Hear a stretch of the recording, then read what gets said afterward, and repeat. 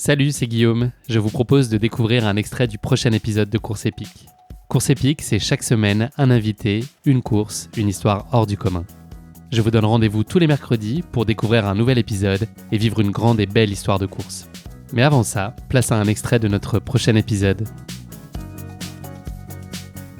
Avant que ce projet il se concrétise, tu dois montrer patte blanche aux Rangers qui sont les seuls à même de t'autoriser à te lancer dans cette traversée.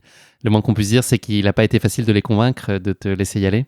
Non, parce qu'en fait, on est dans un parc national où il faut que tu obtiennes ce qu'on appelle un backcountry permis. En gros, le parc est délimité en unités. Je crois qu'il y en a 80 de mémoire.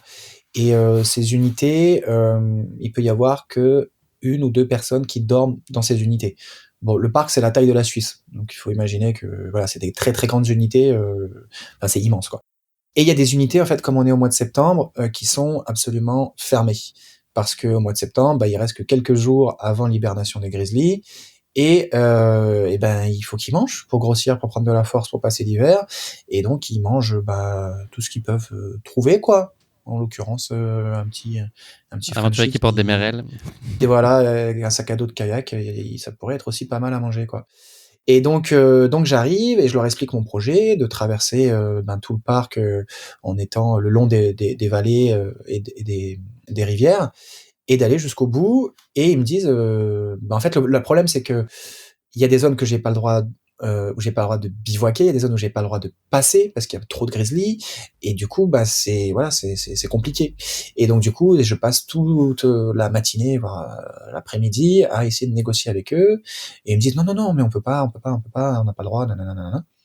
Et puis, du coup, j'essaye de sympathiser un peu avec eux. Je parle, je déconne, je parle de foot. Ils en ont rien à foutre du foot, parce qu'on est aux États-Unis. Je leur parle de sport, j'en parle de plein de trucs, tout ça. Et puis, finalement, j'arrive à me faire inviter le soir dans leur camp de ranger, là, dans leur espèce de bar. Et je me dis, vas-y, écoute, c'est vrai que sur la route, j'ai pas vu grand-chose à bouffer. C'est pas terrible, à part les stations essence. Et puis, avant le parc, à une trentaine de kilomètres, j'avais vu une grosse pizzeria. Et je me suis dit, vas-y, all-in, on tente tout sur les pizzas. Je vais aller là-bas, j'achète des grosses pizzas, et puis je me présente à la soirée avec ces grosses pizzas, et puis on va essayer de les amadouer comme ça, quoi. Et ben ça a Ça a marché. marché. Ça a marché. Ils L'homme est faible. m'autorisent. Ouais, l'homme Une a faim. pizza, il oublie tous ses principes. Ouais.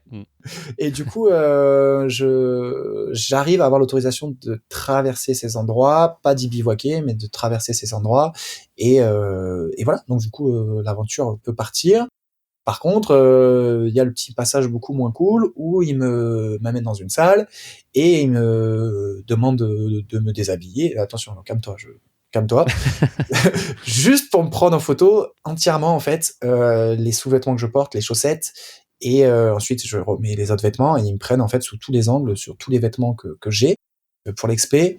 Ils me le disent pas, mais je comprends que c'est au cas où ils doivent retrouver un bras ou une jambe quelque part à droite à gauche, savoir que c'était bien moi, quoi. Donc ça, c'est le truc qui te fait un peu, ouais, qui te calme un petit peu, tu vois, qui te refroidit un petit peu.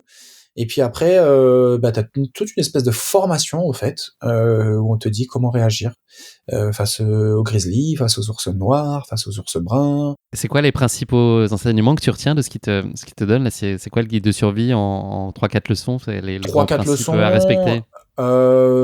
Les ours peuvent faire des charges si tu es trop proche, à moins de 275 mètres, donc ils vont courir vers toi. Et puis en général, ils s'arrêtent, c'est juste pour te dire que t'es trop proche. Il y a la différence entre les grizzlies, où il faut rester très très calme si un grizzly t'attaque et te charge, et surtout ne pas courir, surtout ne pas... Voilà. Et l'ours noir qui est différent, lui qui est plus curieux, qui est beaucoup plus agressif, où là faut vraiment genre se mettre en mode MMA, quoi. Faut vraiment te grossir, prendre ton sac à dos, le mettre au-dessus de ta tête, crier, ouah, hurler, jeter des pierres, comme si t'étais prêt à partir à la castagne, quoi. Voilà. En gros, c'est à peu près ça les choses. Il y a aussi le triangle, ça il m'en parle pas trop, mais je l'avais pas mal effectué sur mon expé au Yukon avant, où t'as un endroit où tu vas cuisiner. Voilà. Ensuite, tu traces un trait, tu fais un triangle, en fait. Un autre endroit où tu vas manger. Alors, eux, ils recommandent 200 mètres. Moi, je faisais tout le temps 300, 400 mètres minimum. Et puis après, t'as le troisième point où tu vas dormir. Voilà. Et c'est en fait le triangle qu'il faut respecter. Ne pas manger dans ta tente et cuisiner dans ta tente. Et voilà. Ça, c'est pas une super idée, quoi.